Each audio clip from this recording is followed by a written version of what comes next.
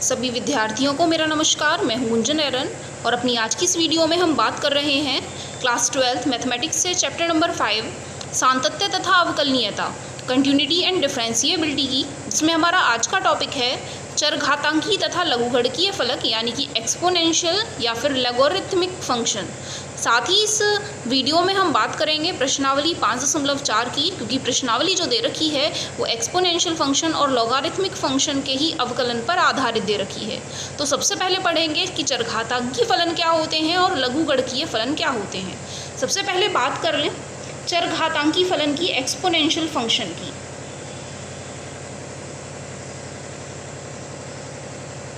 चरघातांकी फलन यानी कि एक्सपोनेंशियल फंक्शन, कोई भी फलन दे रखा है y = fx जो कि b की घात x के रूप का दे रखा है, जहां b प्रदर्शित करते हैं किसी भी धनात्मक आधार को, और यह जो आधार है b इसका मान सदैव 1 से बड़ा ही होना चाहिए। तो यहाँ जो b है वह प्रदर्शित कर रहे हैं धनात्मक आधार को, साथ ही यह जो b है इनका मान 1 से बड़ा ही होना चाहिए है चरघातांकी फलन होने के लिए।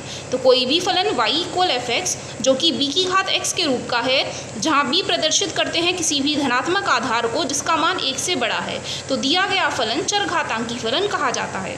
यदि बात करें इनके प्रांत की, तो इनके डोमेन में सारी की सारी वास्तविक संख्याएं आ सकती हैं। सभी वास्तविक संख्याओं के लिए यह फलन परिभाषित है, इसीलिए इनका जो प्रांत होगा वह वास्तविक संख्याएं होंगी, और इनका जो परिसर होगा, इनके लिए आंसर में जो हमें मान मिलने वाले हैं, जब b का मान धनात्मक दे रखा है, आधार धनात्मक है, तो उसके ऊपर मान हम चाहे ऋणात्मक ले लें, चाहे धनात्मक ले लें या फिर 0 ले लें, हमेशा परिसर का मान धनात्मक वास्तविक संख्याओं का समुच्चय ही हमें मिलने वाला है।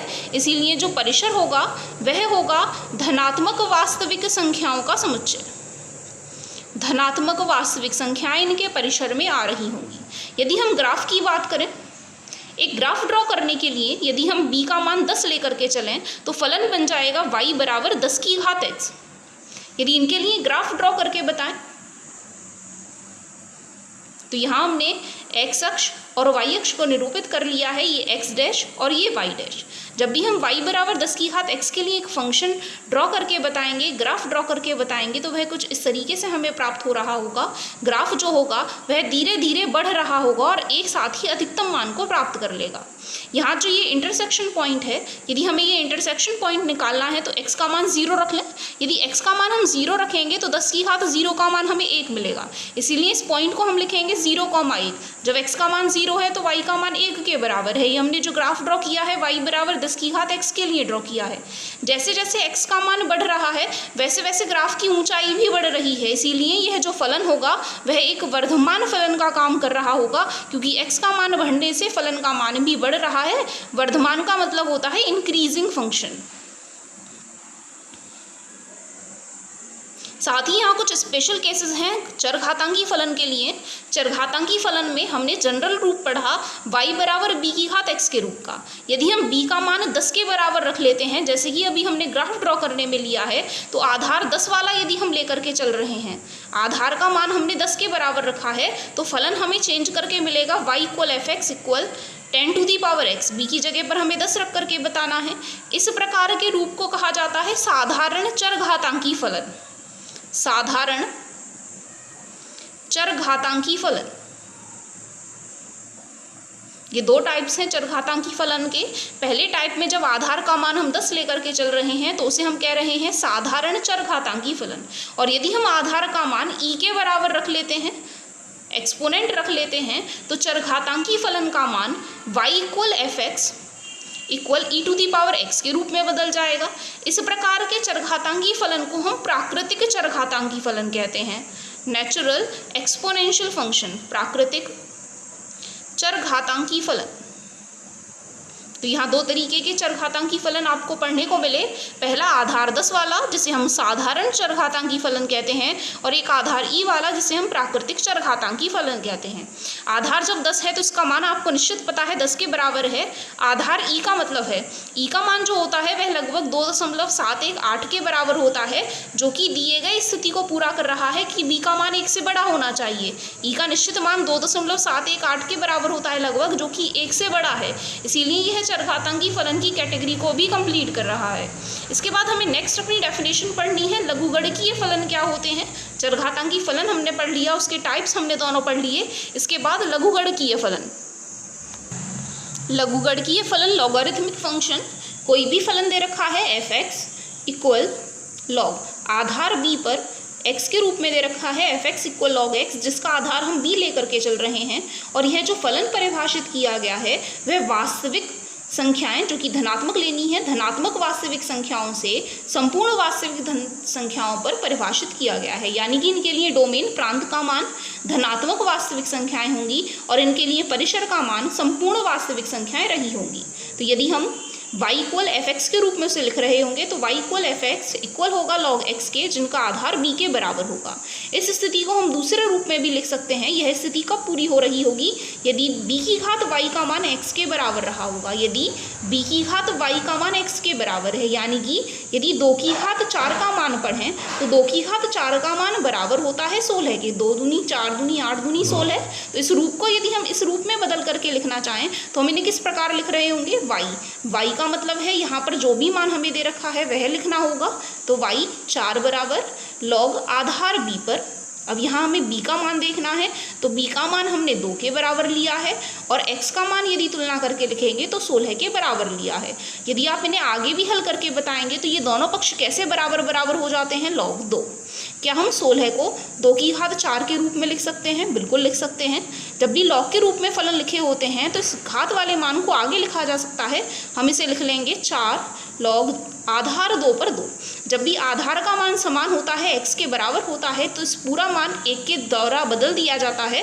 तो इसीलिए इनकी जगह जब 1 रखेंगे तो आंसर में हमें मिलेगा 4। तो y equal f(x) equal log x आधार b पर यह स्थिति पूरी हो रही होगी यदि b की घात y का मान x के बराबर रहा होगा।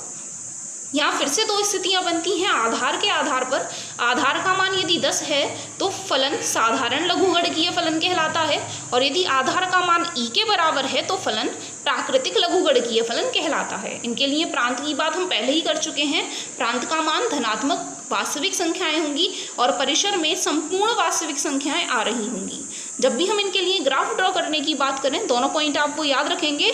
यदि आधार 10 रखना है तो साधारण लघुगणकीय फलन, और यदि आधार का मान e है तो प्राकृतिक लघुगणकीय फलन हमने लिखेंगे। b की जगह पर यदि आप 10 रखेंगे तो log x आधार 10 पर लिखेंगे, और दूसरी स्थिति में जब b की जगह e रखेंगे तो log x आधार e पर लिख रहे होंगे। साथ ही इनके ग्राफ की बात करें तो यहाँ फिर से एक x अक्ष x डैश और यहाँ y और y डैश लिख करके चलें। जब भी हमें y इक्वल log आधार e पर ड्रॉ करके बताना है तो इनके लिए जो फलन होता है वह इस तरीके से ड्रॉ किया जाएगा। जो ग्राफ है वो इस तरीके से ड्रॉ होकर के मिल रहा होगा, और यह जो पॉइंट होता है वह 1,0 के बराबर होता है। और यदि हम y इक्वल e⁻x के लिए ग्राफ ड्रॉ कर रहे हों, जैसे कि अभी हमने पीछे चरघातांकी फलन में पढ़ा था, यदि हम आधार e पर ड्रॉ कर रहे होंगे तो जैसे हमने आधार 10 पर ड्रॉ किया था बिल्कुल ऐसे ही ड्रॉ कर लेना है। उनके लिए यही रूप का फलन होता है और इंटरसेक्शन पॉइंट हमें मिल रहा था 0,1। तो एक दूसरे के कॉम्प्लीमेंट्री जैसे ये हमें मिल रहे हों, एक हमें फलन जो मिल रहा है यह वर्धमान फलन मिल रहा है। यहाँ फिर से हम यदि देख रहे हैं x का मान जैसे जैसे हम बढ़ा रहे हैं तो y का मान ऋणात्मक मान से धनात्मक मान की तरफ अग्रसर है, इसीलिए यह वाला जो फलन है वह भी एक वर्धमान फलन का ही काम कर रहा होगा। तो इनकी डेफिनेशन फिर भी हमारे लिए इतनी इंपॉर्टेंट नहीं है। हमारे एग्जाम्स में तो इनसे रिलेटेड क्वेश्चंस ही पूछे जाते हैं, लेकिन फिर भी इनका बेसिक हमें पढ़ना जरूरी था, इसलिए ये बेसिक भी हमने पढ़ लिया है। इसके बाद लॉगरिथमिक फंक्शंस की कुछ प्रॉपर्टीज़ हैं। यदि किसी भी क्वेश्चन में लॉग दे रखा है तो उसे सॉल्व करने के लिए कुछ हमारे पास फॉर्मूले हैं, उन फॉर्मूलों को भी हम यहाँ पढ़ लेते हैं। लघुगणकीय फलनों के गुणधर्मों में पहला गुणधर्म होता है log p। यदि आधार a पर दे रखा है और इस आधार a को हमें दूसरे आधार b में बदल करके बताना है तो फॉर्मूला होता है log p b log b a। log p बराबर होता है log p बटे log a के। log a का मतलब है जो हमें आधार दे रखा था उससे हमें भाग करके बताना है, और जो हमारा आधार a है वह आधार b में बदल जाएगा। इसके बाद हमें दूसरा फॉर्मूला पढ़ना है log किसी भी आधार पर फलन दे रखा है log PQ आधार B पर, तो यह जब भी मान गुणा में दे रखे होते हैं तो log को हम प्लस में बदल करके लिख सकते हैं। log P गुणा Q बराबर होता है log P plus log Q के। आधार वही रहेगा जो हमें आधार दे रखा था। नंबर 3 पॉइंट होता है log p की घात 2, जब भी आधार फिर से b हमें दे रखा है, b की जगह आप कोई और भी आधार फॉर्मूले में लिखने के लिए इस्तेमाल कर सकते हैं। ये जो b घात वाले मान दे रखे होते हैं उन्हें हम आगे गुणांक में लिख लेते हैं, तो हमें बदल करके मिलेगा 2 log p, आधार वही रहेगा b के ही बराबर। इसके बाद नंबर 4 पॉइंट है log आधार b पर p की घात n। पहले 2 दे रखा था, यदि जनरल फॉर्म में लेकर के चलें तो n को फिर से हम आगे लिख सकते हैं log p आधार b पर। इसी तरीके से point number 5 log b x बटे y, जब भी दो फलन हमें बटे के रूप में दे रखे हैं और उनके आगे लॉग लगा करके दे रखा है, तो बटे वाले मानों को हम माइनस लगा करके बदलते हैं, गुणा वाले मानों को तो हम प्लस लगा करके बदलते हैं। और जब भी मान यह बटे में दे रखे हैं तो इन्हें भाग में बदल करके बताते हैं, माइनस में बदल करके बताते हैं log x minus log y, आधार हमारा वही रहेगा b। तो log x बटे y बराबर होता है log x minus log y के। साथ ही लघुगणकीय फलन और चरघातांकी फलन, जो अभी हमने दोनों फलन पढ़े, इनसे रिलेटेड 2 अवकलज के फॉर्मूले और हैं, उन्हें भी आपको पढ़ लेना है।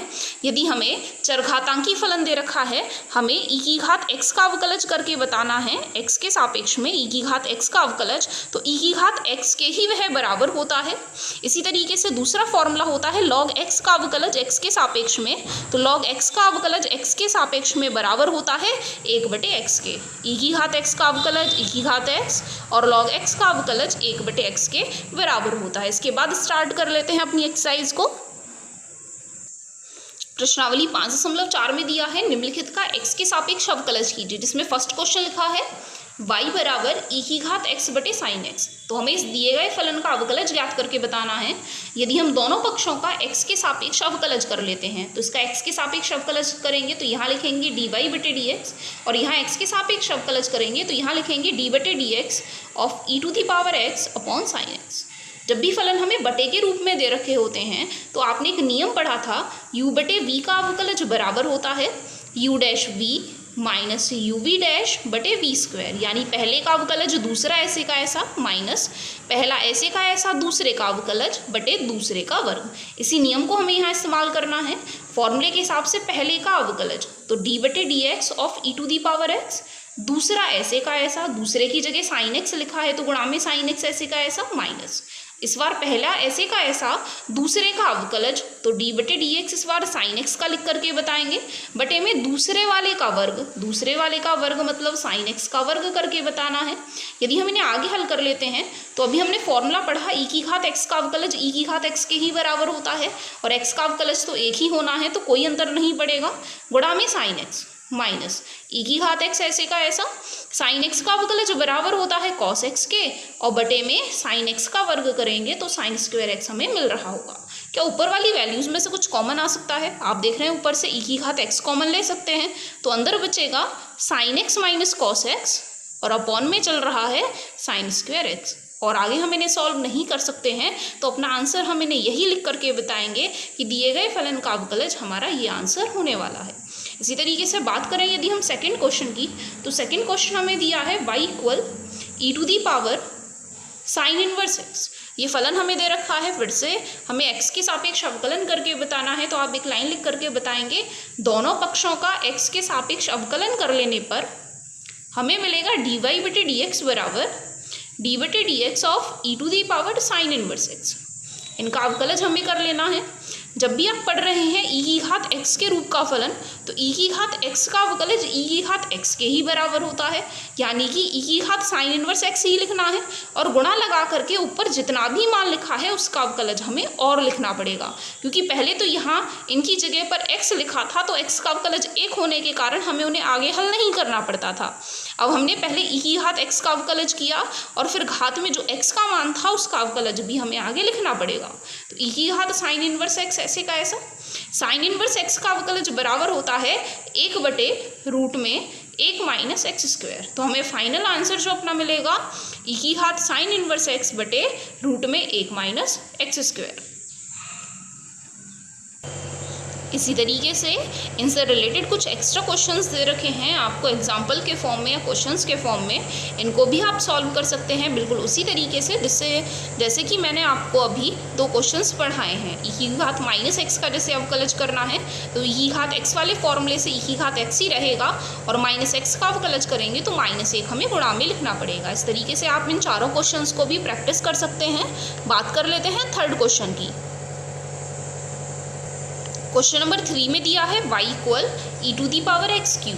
फिर से हमें इनका अवकलज करना है, तो x के सापेक्ष दोनों पक्षों का अवकलज कर लेने पर dy/dx बराबर d/dx ऑफ e⁻x³। जब हम इनका अवकलज कर रहे होंगे तो e की घात x के रूप से कर रहे होंगे, और x की जगह हमें काम में लेना है x की घात 3। तो फॉर्मूले के हिसाब से e की घात x का अवकलज तो e की घात x ही रहेगा, और गुणा लगा करके हम इस पूरे मान का अवकलज और करके लिखेंगे। तो x की घात 3 का अवकलज लिखेंगे तो 3 आगे x की घात 1 कम करके लिखना पड़ेगा। तो फाइनल आंसर हमें मिलेगा 3x की घात 2 गुणा में e की घात x की घात 3। यही आपका आंसर हो जाता है। इसके बाद क्वेश्चन नंबर 4 आपको दिया है आपकी टेक्स्ट बुक में। क्वेश्चन नंबर 4 में दिया है y बराबर sin tan इनवर्स e⁻−x। इस क्वेश्चन को थोड़ा ध्यान से समझना है, क्योंकि यहाँ जो फलन दिए हैं वो हमें 3 पदों के रूप में दे रखे हैं। पहले साइन, फिर tan इनवर्स, फिर e⁻x को हमें हल करके बताना है। फिर से यदि हम दोनों पक्षों का x के सापेक्ष अवकलज कर लेते हैं तो हमें मिलेगा dy/dx बराबर d/dx, जो भी हमें y का मान दे रखा है उस y के मान को हम यहाँ ब्रैकेट में लिख करके बता देंगे। इसके बाद यदि हम इन्हें आगे हल करें तो सबसे पहले हमें केवल पहले शब्द को देखना है, और बाकी पूरे के पूरे मान को हमें x की तरह काम में लेना है। ऐसे समझ लीजिए यहाँ साइन x लिखा हुआ है, तो साइन x का अवकलज होता है cos x के बराबर। तो साइन को बदल के cos लिखा और x का मान ऐसे का ऐसा ही लिखना है। ऐसा ना करें कि साइन x का अवकलज cos x होता है तो हम x लिख लें, साइन के आगे जो मान लिखा है वो हमारा x का काम कर रहा होगा। तो इसीलिए साइन tan इनवर्स e⁻−x का अवकलज हम लिखेंगे cos tan इनवर्स e⁻−x। जब हमारा साइन शब्द हल हो जाता है तो उसके आगे हमें गुणा लगा करके अंदर वाले का अवकलज और लिखना है, d/dx लिखेंगे tan इनवर्स e⁻−x का। ये हमारा फर्स्ट स्टेप कंप्लीट हो जाता है। इसके बाद जब हम अवकलज कर रहे होंगे तो tan इनवर्स के रूप का कर रहे होंगे। सबसे पहले तो cos tan इनवर्स e⁻−x को ऐसे का ऐसा ही लिख लें। अब हमें इनका अवकलज करना है तो हम tan इनवर्स को पढ़ रहे होंगे, और यह पूरा का पूरा मान हमारा x की तरह काम में लेना है। tan इनवर्स x का अवकलज करना है, ऐसे सोच करके चलेंगे। tan इनवर्स x के लिए अवकलज का फॉर्मूला होता है 1/1 + x²। ये tan इनवर्स x के अवकलज का फॉर्मूला है, इसे आप याद रखेंगे। तो इसी नियम के हिसाब से चलेंगे तो 1/1 प्लस, अब x की जगह क्या मान रखना है, e की घात -x रखना है, और घात में कितना लिखना है, 2 के बराबर लिखना है। ये हमारा tan इनवर्स x का अवकलज पूरा हुआ। अब गुणा लगा करके हमें tan इनवर्स के आगे जो भी मान दे रखा है उसका अवकलज और लिख करके बता लेना है। तो गुणा में हमने d/dx e⁻−x और लिख लिया है। इन्हें आगे हल कर लें। cos tan इनवर्स e⁻−x ऐसे का ऐसा, इसको यदि आप आगे हल करेंगे तो जब भी घात के ऊपर घात होती है तो उनकी गुणा कर ली जाती है। तो 1/1 प्लस 2 की गुणा अंदर कर लेंगे तो e की घात -2x लिखा जाएगा। अब हमें e की घात -x का अवकलज और करना है। e की घात x का अवकलज तो e की घात x ही लिखेंगे। जब -x का अवकलज करेंगे तो वह -1 के बराबर आ रहा होगा, इसीलिए हमने यहाँ गुणा में माइनस और लगा लिया है। सभी को कुल मिला करके लिख लें तो -e⁻−x को सबसे आगे भी आप लिख करके बता सकते हैं, गुणा में ये वाला मान लिख करके बता लें, और बटे में जो मान लिख रहा है उसे ऐसे का ऐसा ही रहने दें। इसके आगे हम इन्हें हल नहीं कर सकते हैं, इसीलिए आपका यही फाइनल आंसर हो जाएगा दिए गए फलन का अवकलज। क्वेश्चन नंबर 5, 5वें क्वेश्चन में दिया है y = log cos e⁻x। फिर से ध्यान रखना है, जैसे जैसे शब्द दे रखे हैं वैसे वैसे ही हम इन्हें हल करते हुए चलना है। सबसे पहले अब यहाँ क्वेश्चन में log आ रहा है तो log के हिसाब से हल करना है, बाद में cos के हिसाब से, और फिर e⁻x के हिसाब से। फिर से दोनों पक्षों का x के सापेक्ष यदि हम अवकलज कर लें तो dy/dx बराबर होगा d/dx of log cos e⁻x। कैसे इन्हें हल करना है, ये लॉग है और आगे वाला जो काम है वो हमें x की तरह इस्तेमाल कर लेना है। लॉग x का अवकलज बराबर होता है 1/x के, तो इसीलिए 1 और x की जगह जो मान है उस मान को हम यहाँ रख लेंगे और गुणा लगा करके ये जो लॉग के अलावा जितना भी मान है इसका अवकलज हम और लिख करके बताएंगे। तो cos e⁻x, इन्हें आगे हल करें। 1/cos e⁻x, तो ऐसे का ऐसा cos x का अवकलज करना है क्योंकि आगे वाला जो काम है वो फिर से x की तरह मान के चलना है। cos x का अवकलज होता है -sin x, तो -sin e⁻x, ये हो जाएगा हमारा cos x का अवकलज। अब केवल बचा e⁻x का अवकलज, तो e⁻x का अवकलज तो e⁻x के ही बराबर होता है। क्या हम इन्हें और आगे थोड़ा बहुत हल करके बता सकते हैं? माइनस तो ऐसे का ऐसा ही रहने दें, साइन e⁻x अपॉन में cos e⁻x। मान लीजिए sin x बटे cos x दे रखा है, तो sin बटे cos तो tan के बराबर होता है, इसीलिए हम इन्हें बदल करके लिखेंगे tan e⁻x। और गुणा में जो e⁻x चल रहे हैं वो तो ऐसे के ऐसे ही रहने हैं, तो इसीलिए हमें आंसर मिलेगा -e⁻x इंटू tan e⁻x। तो इस तरीके से हमारा क्वेश्चन नंबर 5 भी कंप्लीट हो जाता है। क्वेश्चन नंबर 6 दिया है y बराबर e⁻x plus e⁻x² plus dash dash dash plus e⁻x⁵5। इन्हें हल करके बताना है, फिर से इनका अवकलज करके बताना है। तो दोनों पक्षों का y के सापेक्ष अवकलज कर लेने पर dy/dx बराबर, सभी जब भी मान प्लस में लगा करके दे रखे होते हैं तो हम सभी का अवकलज अलग अलग लिख करके चलते हैं। पहले वाले का अवकलज अलग लिखेंगे प्लस दूसरे वाले का अवकलज अलग लिखेंगे। ऐसे ही जितने भी हमें टर्म्स दे रखे हैं सभी का अवकलज हम अलग अलग उन्हें लिख करके बता रहे होंगे। अब यदि हम इन्हें एक्सपेंड कर लें, बीच वाले टर्म्स को भी लिख करके बताएं, तो e⁻x³ लिखना पड़ेगा, e⁻x⁴ और x⁵ तो हमें दे ही रखा है। इसी तरीके से बीच वाले टर्म्स को भी यदि हम यहाँ इंक्रीज कर लेते हैं तो d/dx of e⁻x³ plus d/dx of e⁻x⁴। अब इनके अवकलज लिख लें। e⁻x का अवकलज तो e⁻x के ही बराबर होता है, प्लस e⁻x का अवकलज लिखेंगे तो e⁻x के ही बराबर होगा, लेकिन जब x⁻2 का अवकलज करेंगे तो गुणा में 2x और लिख करके बताएंगे। प्लस में e⁻x⁵3 का अवकलज करेंगे तो e⁻x⁵3 ऐसे का ऐसा, फिर जब x⁵3 का अवकलज करेंगे तो 3x⁵2 फिर से गुणा में लिख करके बताएंगे। ऐसे आगे वाले का करेंगे तो e⁻x⁵4 तो ऐसे का ऐसा, और x⁻4 का अवकलज लिखेंगे तो 4x⁻3। ऐसे ही आगे वाले टर्म का लिखेंगे तो e⁻x⁵5 तो ऐसे का ऐसा, और x⁻5 का अवकलज करेंगे तो 5x⁻4 हमें मिल जाएगा।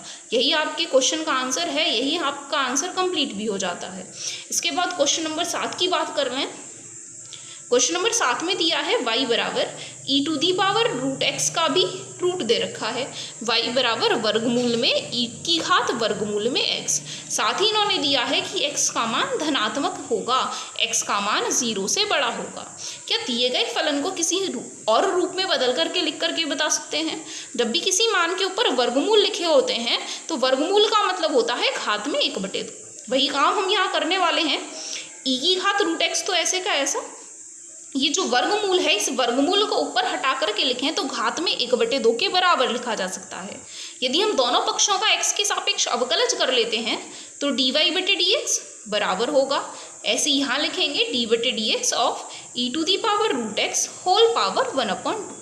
अब ये जो नीचे वाला मान है वो हमारा x की तरह काम करेगा।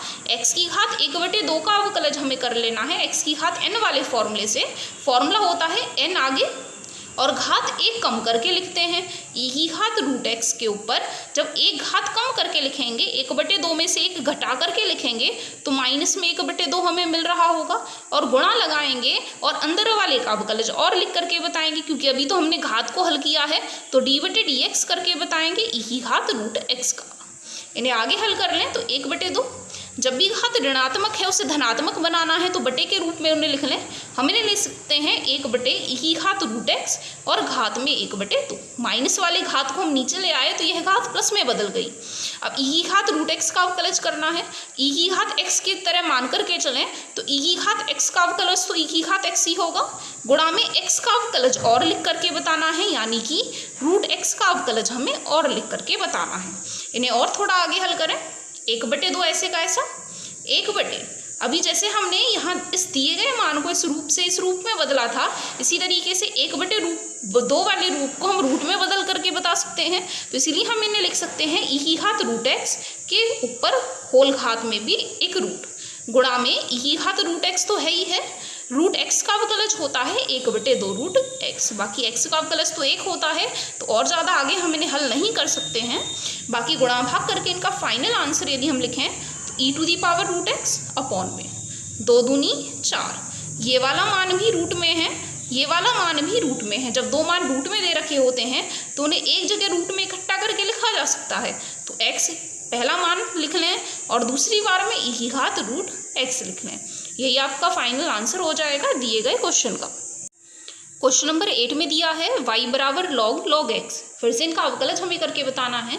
साथ ही क्वेश्चन में दिया है कि x का मान 1 से बड़ा है। फिर से यदि हम दोनों पक्षों का x के सापेक्ष अवकलज कर लेते हैं तो dy ओवर dx बराबर होगा d upon dx of log x। इनका अवकलज हमें करके बताना है। इनका अवकलज करने के लिए सबसे पहले यह जो log है इसका हमें हल करके बताना है, आगे वाला मान x की तरह काम में लेना है।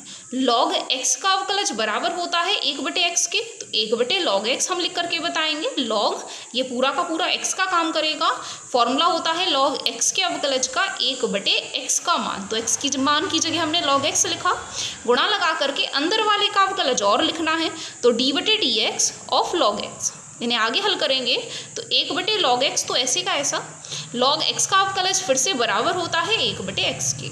इन्हें पूरा तरीके से गुणा करके लिखें तो log x गुणा x लिखना ठीक नहीं है, कहीं वो कन्फ्यूज़न में log x स्क्वायर ना बन जाए, इसलिए इस x को हम आगे लिख करके बताएंगे। तो 1 अपॉन x log x हमें फाइनल आंसर मिल जाएगा। इस तरीके से आपका क्वेश्चन नंबर 8 कंप्लीट हो जाता है। इसके बाद क्वेश्चन नंबर 9, क्वेश्चन नंबर 9 में दिया है y बराबर cos x अपॉन में log x, जहाँ x का मान 0 से बड़ा है। ये हमें फलन दे रखा है, इनका अवकलज हमें याद करके बताना है। फिर से हम दोनों पक्षों का x के सापेक्ष अवकलज यदि कर लेते हैं तो dy बटे dx बराबर होगा d बटे dx cos x बटे log x का। अभी हमने पहले कुछ क्वेश्चनों में एक फॉर्मूला इस्तेमाल किया था u बटे v का अवकलज, u बटे v का अवकलज बराबर था u dash v minus u v dash बटे v स्क्वायर के। फिर से वही फॉर्मूला हमें यहाँ इस्तेमाल करना है। फॉर्मूला है पहले का अवकलज, cos x का अवकलज लिखेंगे तो माइनस साइन x मिलेगा, दूसरा ऐसे का ऐसा गुणा में log x। आप चाहें तो पहले फॉर्मूले के हिसाब से हर एक टर्म का वैल्यू पुट करके बता सकते हैं। माइनस पहला ऐसे का ऐसा, दूसरे का अवकलज log x का अवकलज लिखेंगे तो 1 बटे x के बराबर लिख करके बताएंगे, बटे में दूसरे वाले का वर्ग, तो log x का वर्ग हम लिख करके बताएंगे log x का होल स्क्वायर। इन्हें और आगे यदि हम हल करके बताएं तो माइनस साइन x की गुणा log x में कर लेने पर कोई फर्क नहीं पड़ने वाला है, इन्हें ऐसे का ऐसा ही हम रख लें। तो माइनस में साइन x गुणा log x minus cos x की गुणा 1 बटे x में करेंगे तो cos x बटे x हमें मिलेगा, और बटे वाला जो log x का होल स्क्वायर है वो ऐसे का ऐसा ही रहेगा। यदि इन दोनों का हम लैसे ले लेते हैं तो 1 और x का लैसे हमें मिलेगा x की गुणा ऊपर हो जाएगी तो माइनस में x साइन x गुणा log x, और बाकी माइनस cos x ऐसे का ऐसा, और बटे वाला log x का होल स्क्वायर भी ऐसे का ऐसा ही रहेगा। ये जो x वाला मान है वो बटे में यदि पहुंचा दिया जाए, साथ ही ऊपर से कॉमन आ रहा है माइनस चिन्ह, तो यदि हम ऊपर से माइनस चिन्ह कॉमन निकाल लें तो अंदर बचेगा x sine x log x, minus minus plus हो जाएगा, प्लस के आगे cos x, और बटे में x जब नीचे ला करके लिखेंगे तो x गुणा log x का होल स्क्वायर, यही आपका आंसर हो जाएगा। एक लास्ट क्वेश्चन और बच रहा है, उसे भी समझ लेते हैं। क्वेश्चन नंबर 10, y बराबर cos ब्रैकेट में log x प्लस ई की घात x। फिर से हम काम को थोड़ा शॉर्ट में समझेंगे क्योंकि अभी काम आपको थोड़ा थोड़ा समझ में आने लगा है, तो काम को आप एक शॉर्ट वे में भी कर सकते हैं। जरूरी नहीं है हर बार डी अपॉन डी एक्स ही लिख करके बताएं।